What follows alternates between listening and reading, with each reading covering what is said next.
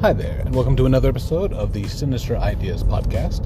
I am Danny Thompson, the left-handed writer, and let's call today's episode Sinister Ideas on Persuasion.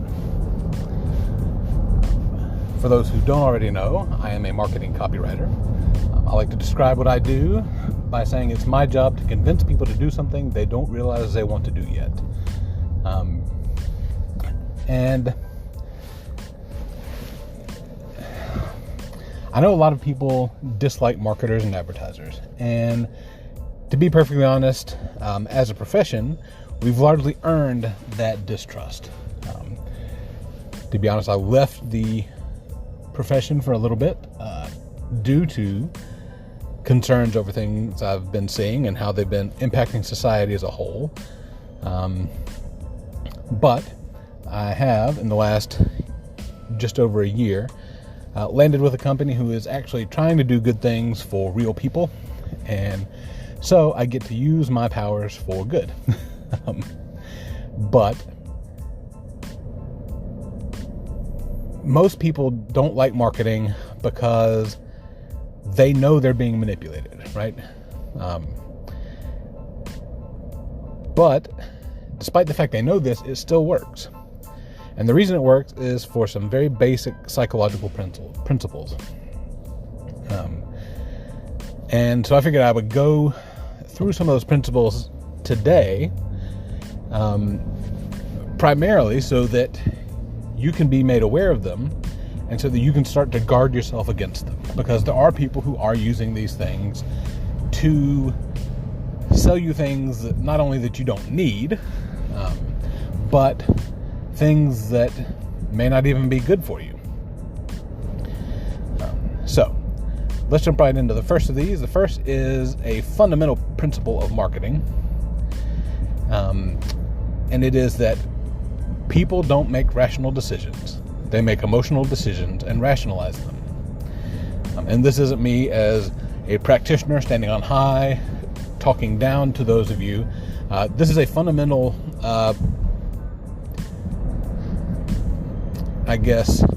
facet of the human psyche. I'm as susceptible to this as anyone else. And most people start off, they push back against that, right? They'll agree that yes, that tends to be true for most people, but not me, right? Well, I'm telling you now, as someone who is a marketer who does this professionally, that I am aware that I am as susceptible to this as anyone. And there's a simple example I like to use of this, and I'll start by asking a question. Have you ever bought a bottled soft drink, 20 ounce Dr. Pepper, Mountain Dew, Coke, whatever, from the little cooler by the cash register on your way out of a grocery store? Or a Lowe's, or even a gas station, right? If you have, then you are susceptible to this. Because if you're in a grocery store and you're there at the register and you're at the cooler and you grab one of those nice refreshing bottles of Mountain Dew or Dr. Pepper because, you know what, now that I think about it, I am a little thirsty, feeling kind of parched, and this seems like it would be very refreshing. Meanwhile, probably less than 100 steps away from where you are right now at this cooler, there's a 2-liter bottle of that exact same name brand soda for $1, between $1 and $1.25. So you're paying twice as much for about a third as much tasty beverage as you would otherwise be paying. So you're literally paying 6 times as much per ounce. So that means for the, let's say, for the comfort of not having to walk 100 steps, you're paying a 500% markup for your carbonated sugar water. To make the difference even more dramatic, 10 feet away from that 2-liter name brand beverage is a 2-liter of the store brand version for probably around 80 cents. So nearly half of what you would have cost for the name brand. So now you're pushing probably around 1,000%. 10 times is what you would have paid for the store brand version of that same thing. Now this is where people kind of get defensive and they push back even harder. Said yes, but the one on that drink shelf, it's not cold. This right here in the cooler, it's cold. It's closer. I don't want to have to walk all that way that far just to get a 2 liter. I just want to drink right now because I'm thirsty. Well, the simple fact remains that if you're going to be rational about it, it's going to take you what? Between 4 and 7 minutes to get to your house from the store. At that point, you can put some ice in a glass, pour some soda from that 2 liter bottle over ice, sit down in a comfortable chair, and enjoy it in the comfort of your own home. Now, your word choice is very important here. I don't want to walk that far to get the 2 liter, right? And I don't want to wait because I'm thirsty now. These are not need statements. These are want statements. You desire this. Desire is an emotion. So you're deciding to pay 100 times or 10 times, let's say 1,000% more for the ice cold refreshment instead of a little bit of delayed gratification, taking 7 extra minutes to go retrieve that Coke, come back to check out, pay, go home, and pour it over some ice. This is a prime example of make an emotional decision and then using facts and circumstances as evidence to convince yourself that that decision is a good idea. Now, I'm not saying it's right or wrong to drink that ice cold Coke. I just want you to be aware of the fact that buying it is not a rational decision. It's an emotional decision you made that you then rationalized using specific details to bolster the decision that you've already made to convince yourself that it's the right choice. And marketers know this. That's why that cooler is there by the cash register at the front of the store. Because that's why there's a picture, an image on there of probably condensation, sweat beaded up on the label of one of those refreshing beverages. Because they know if they put that cooler there and they show you that image is going to trigger a sense memory in your brain and make you think of the last time you had that, when you probably were parched and it was cold and refreshing. And it's there because in order to go get the more rational choice of the cheaper version, you will have to get out of line, go back, grab the 2 liter, come back, get back in line, possibly wait again, then drive all the way home and then pour it over ice, right? They are betting on the fact that you are not willing to delay your gratification in order to save 80% of the cost you're going to spend for this 20-ounce soft drink. So, there you have it. A little bit, it's a simple example, but it's the same thing that plays out most of the times in the car you choose to buy, the house you choose to live in, the clothes you choose to purchase and wear. Almost everything we do, unless we make a calculated, conscious effort, we do because we have made an emotional choice. So, yeah, I think that's a pretty good summation of that concept. So we will pause this segment. We'll stop this segment here, and we'll come back for the next one in a minute, and I'll give you another 2 truths that marketers use to capitalize on this idea of emotional decisions that we then rationalize after the fact. So sit tight, we'll be right back.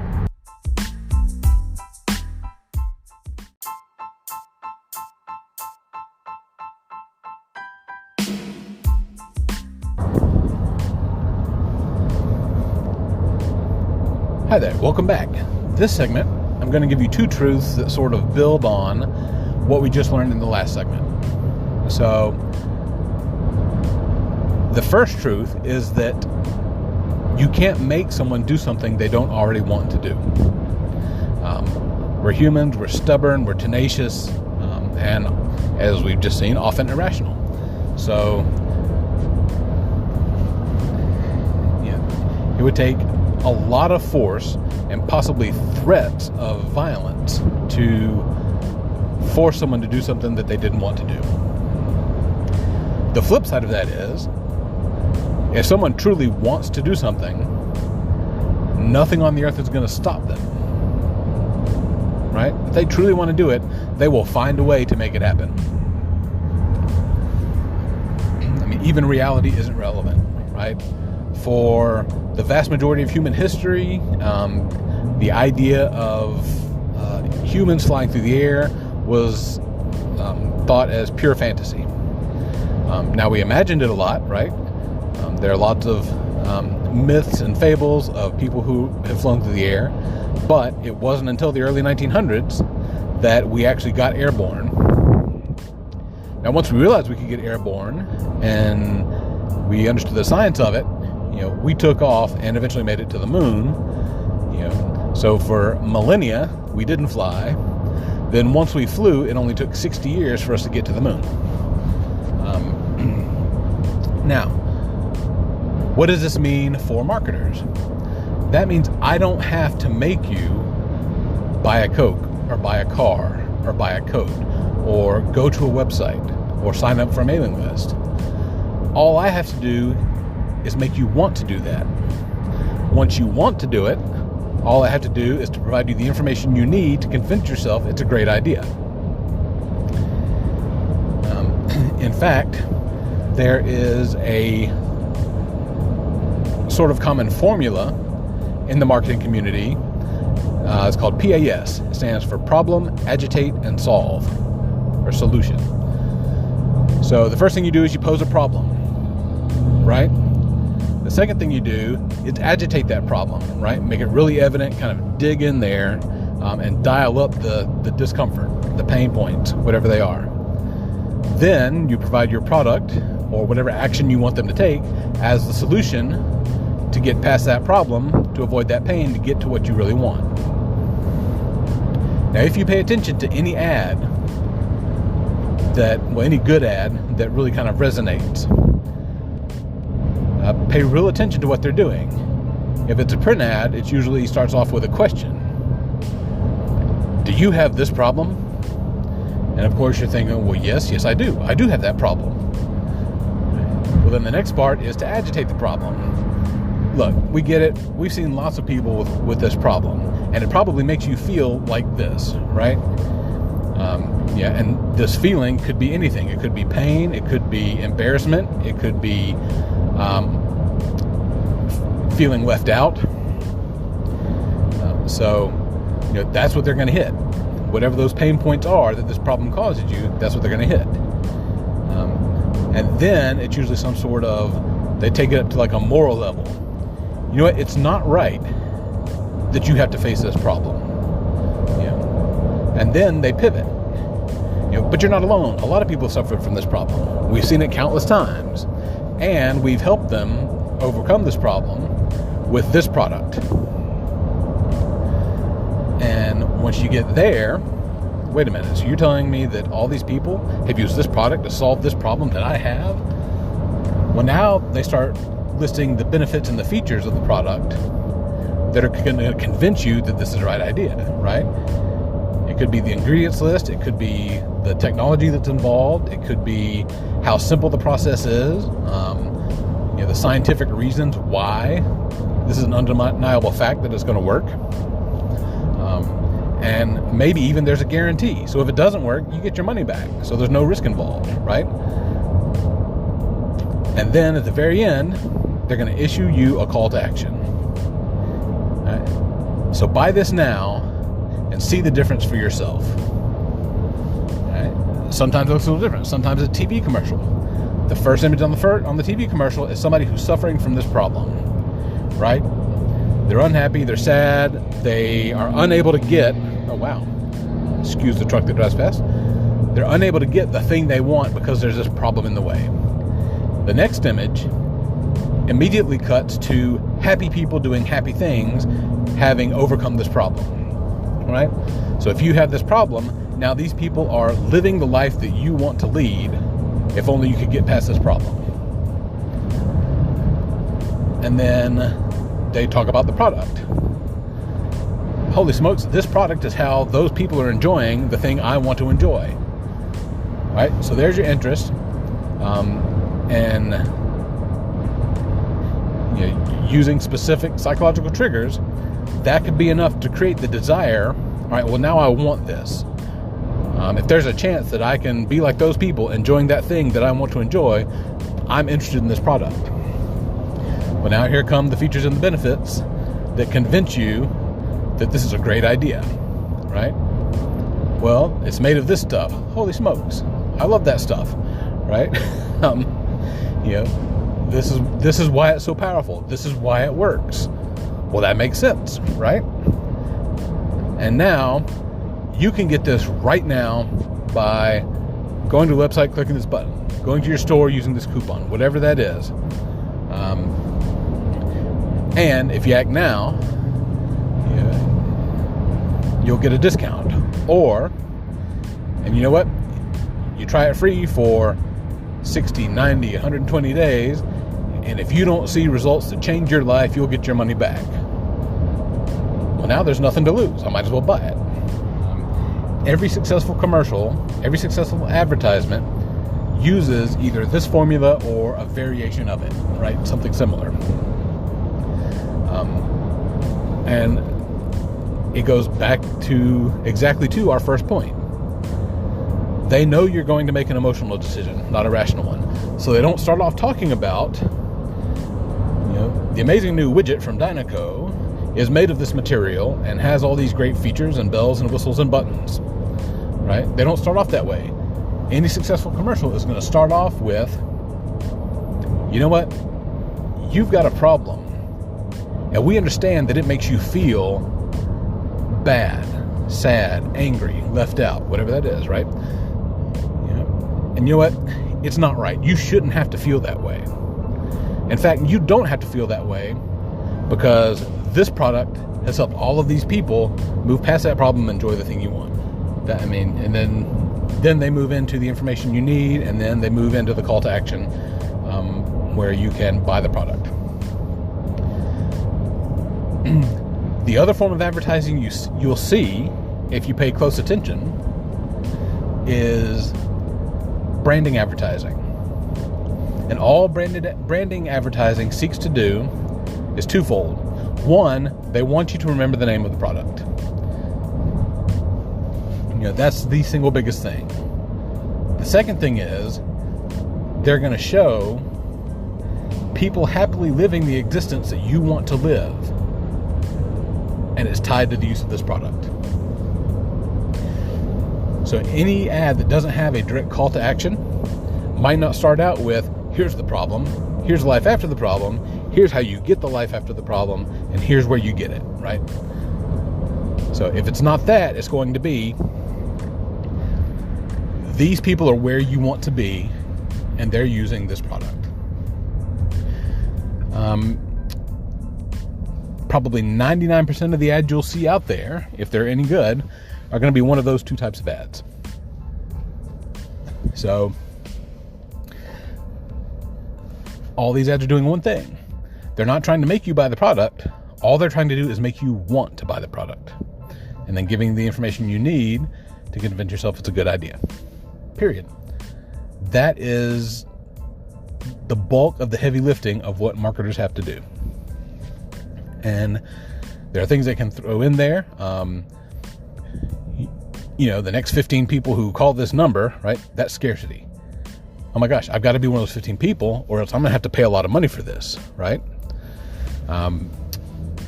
The money back guarantee after 120 days, that is called risk removal, right? Well, there's really nothing to lose, because if it doesn't work, I'll just get my money back. And marketers are banking on the fact that you'll get home, you'll try it, you'll probably try it for 10 days, maybe 2 weeks. If it doesn't produce immediate works, you'll cast it aside. You may even think about getting your money back, but you know what? It's only been 14 days. I've got 320 days. That's 4 months, right? I'll do it later. And then you forget about it and you'll never get your money back. Then there is a tactic. Two basic tactics are called rapport. And that's the whole idea of, we understand how you rapport and empathy. We're actually just like you, right? You have this problem. I had this problem, right? I had this problem and now I'm living my greatest life. And I don't think it's fair that I'm living this life and you're not, when all you need is this product, right? So that's building rapport and building empathy. Then you have authority, right? So that's something like, you know what? We actually spent hundreds of thousands, maybe even millions of dollars working with scientists and engineers to perfect this product, right? So to make sure it's going to work. And we've worked with thousands of people just like you to ensure that we can deliver the results that are really going to make a difference in your life. Right? So all those things about the technical aspects and how long you've been doing it and how many people you've helped, that builds authority so that you trust me when I tell you that I can deliver the thing I'm promising you I can deliver. So there are countless triggers like this, right? The fact that that print headline is a question. Has this ever happened to you? That is a trigger. When the human brain reads a question, it's almost reflexive that there's a need to answer the question. The brain hates open-ended questions. So if you ask, it's going to engage and say, well, yes, I do. Or it's going to say, no, I don't. And then you're not the intended audience. So you just go on and you don't even, you don't waste your time on it. So things like this, there are countless psychological triggers that marketers can use to grab your attention, create interest,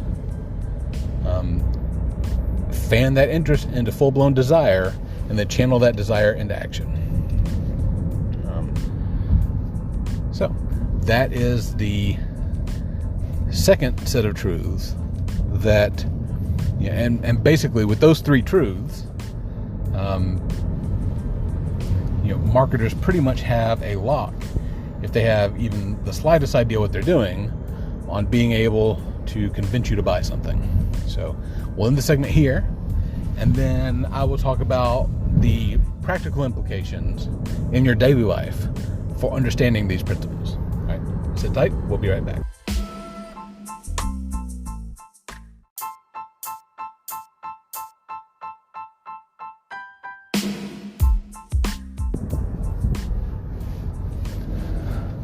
All right, and welcome back to the third and final segment of Sinister Ideas podcast.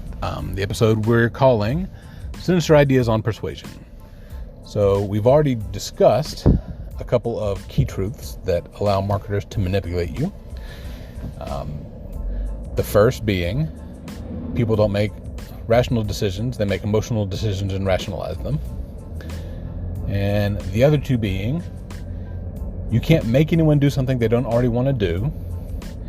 But if they want to do something, there's nothing on this planet that can stop them. So if you put those three truths into play, it's actually fairly simple to get people to take the action you want them to take. The trick comes in being able to find those people and deliver your message in a way that is going to resonate. So that's where the real difficult part of marketing comes in, is making sure that you get your message in front of the right people as cost effectively as possible. Now, let's take a look at this in a more practical light with regards to how it impacts you in your daily life. One thing this boils down to is, if you know what something wants more than anything in the world, and what they fear more than anything in the world, then there's nothing you can't convince them to do. The only limitations come to how much effort and or money you're willing to spend to get them to do it. So, and I know I'm phrasing this in sort of nefarious language, and to be honest, there are people out there who do use this in a very nefarious manner. But it's also something you can use to your advantage to create win-win scenarios for other people. So you can use this if you're looking for a job, right? When most people look for a job, what do? They create a resume, which is sort of a mini one-page biography of them and everything they've done. The smarter way to go about it is to look at the job you're applying for, and then take a look at the person who's going to be the hiring manager, right? Who are you going to be working for? Who's going to be your boss? What are the problems they face that you can be the solution for, right? So if you start your resume with, these are the problems that I have solved in my past roles with other companies. Well, if you start talking about that, and the hiring manager's going, holy crap, I have that problem. I would love for this guy to come in and solve that problem, or this girl to come and solve that problem, whichever you happen to be. And then he goes into the next thing. Oh my gosh, this is a problem I have too, right? I've been struggling with this for 2 years. So if you start your positioning yourself for this job from the direction of, right, this person who is paying me has a problem and they're struggling with it and it's making their life more difficult. And as someone they're looking to hire someone who's going to help them solve those problems. So what in my past work experience has a direct relationship to, or even an indirect relationship to, helping them solve those problems? Your resume is instantly going to resonate more with your future employer. And writing your resume becomes so much easier because, especially if you've had a decent amount of work experience, you're going through your resume and you're trying to list everything important you've done in every job you've ever had. But how much of that is really going to apply to this specific boss in this specific role? Probably relatively few of them. So if you design your resume in a way that focuses on those specific things you've done that can show that you can help them solve the problems that are giving them headaches, you have a much better chance of at least getting the interview. And probably a better chance of getting the job overall, as long as you're being honest on your resume. So that's one example, right? Another example might be, let's see. Well, I'll tell you what. Here's a way it's used against you every single day, right? Most people think that the job of the news is to present you facts and information that will help you make informed decisions as you go through your day-to-day life. Now, that is a facet of what they should be doing, but the actual purpose of the news is to get you to keep your eyes on the channel long enough for them to show you commercials so that the people that pay them can sell things to you, right? And if you look at the way pretty much anything you watch on TV channels that have commercial advertisements, you'll see this same pattern, okay? The first thing they do is get you interested in either the stories that are going on or interested in characters that are having things play out in their lives, right? But for every segment of the show, it starts out hooking you in, right, by caring about something, and then over the course of that segment, it slowly builds and ramps up the emotion until finally there's a climactic scene. In the sitcom, it's usually building until a serious major punchline that, and then they play the laugh track, and they're hoping to get basically a belly laugh out of you, right? They want you to be giddy with joy, right? In a drama, they build up the stakes until finally you're made at the climactic moment and they stop, right? So you're super tense or you're scared. Now with the news, the same pattern plays out. They start with stories about something, either local or human interest story. Then they get into more and more dire news until they build up to something that might even be, diverting into an opinion piece that gets you emotionally amped up about an issue. It might be anger, it might be fear, it might be disbelief, but they're working to get you in an emotional tizzy over this information, and then they cut to commercial, just like the fiction shows do. Why do they do that? Well, we've already talked about this, right? The whole idea is that you make an emotional decision and then you'll rationalize it.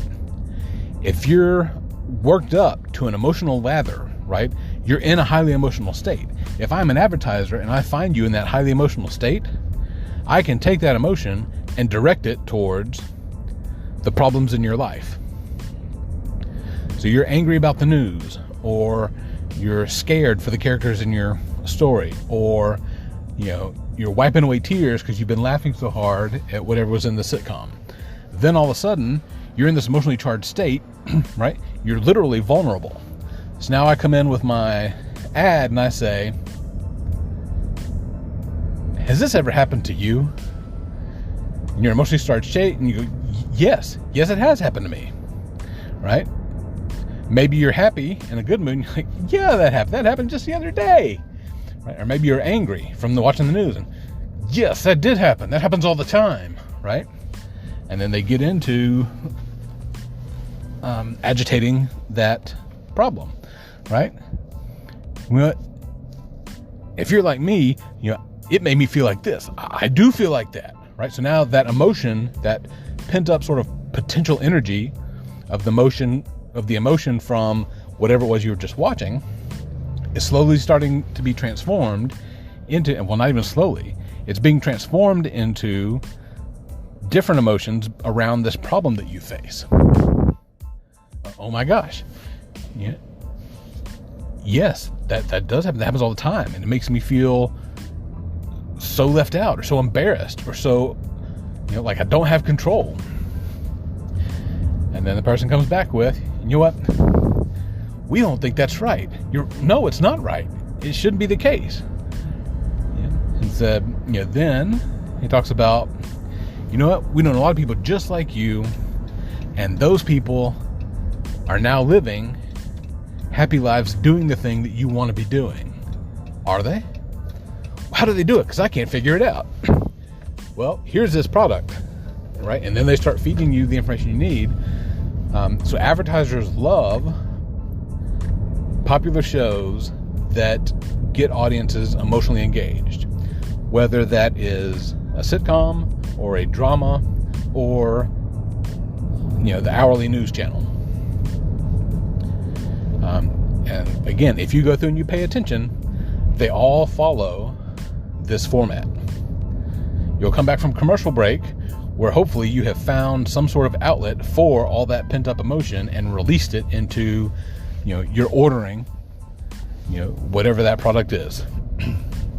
So now you kind of come back down and they're going to come back in, and the news announcer is nice and pleasant.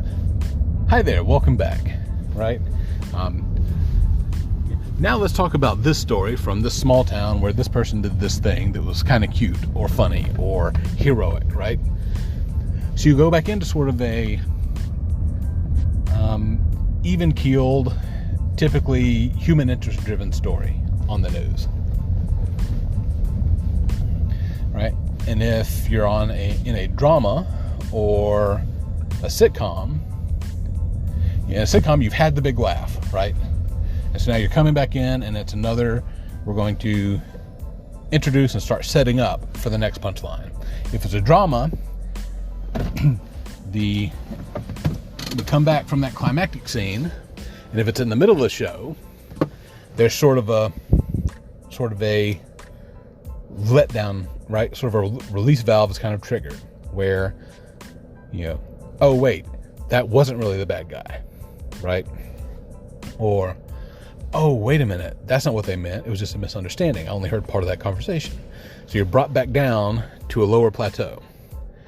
And then as the show goes on, it starts ramping back up and up and up and up until you're at a frenzy again, either howling with laughter or screaming in frustration or, tearing out your own hair in anger at the news.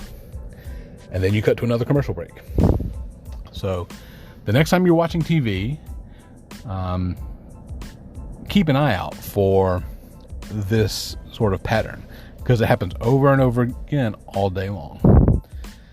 And that's why you'll see people on either side of the political spectrum, either side of the aisle. There are news shows that are directed at those people, right? And people who do nothing but watch the news channels all day long are typically angry in everyday life. Any conversation that comes up turns to that political spectrum. And people on the left will get quickly and insufferably riled up by the actions that they see the people on the right doing. People on the right get just as agitated and angry and defensive about the things that are happening because of the people on the left. And that is a direct result of this sort of nonstop cycle of amping people up, whipping them into emotional frenzy so that they'll buy more crap from their sponsors. So, like I said, I don't want you to take my word for this. Like I said, I'm a marketer by all intents and purposes of what I'm saying. I could be lying to you myself, right? Because our whole industry is designed to manipulate you into taking some sort of action. Like I said, I've landed with a company that has a very strong moral center, and we are trying to do things to improve the lives of real people out in the world. And so I'm able to use these things as a way to,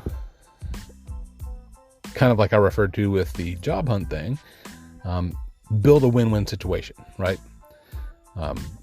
It's not our intention to take advantage of anyone. In fact, we are trying to help people that a lot of companies are taking advantage of and give them the things they need to sort of level up their life. But again, I don't want you to take my word for it. Go home, sit down, watch the news, and see if this pattern plays out. Watch your favorite show and see if this pattern plays out. Pay specific attention to where the shows stop and then lead into the commercial break. See if the things that are being aired right before that commercial break aren't specifically designed to get you amped up emotionally, to lead you into this onslaught of commercials. So, yeah, you know what? I have left work and have made it home, so I'm going to stop this episode here. Feel free to respond with any questions or comments. Let me know what you think about this. And, if you don't have a place to leave questions on this episode directly, you can always you can find me on Instagram. It's at Left-Handed Writer. I'm also on Twitter It's at left-handed writer, but there's no E before the last R, because I've had a Twitter handle that long where, you were limited in the number of characters you could use in your name. So, yeah, so I'd love to hear from you, and I hope to see you there. All right, I'll see you on the next one. Thanks for hanging out with me.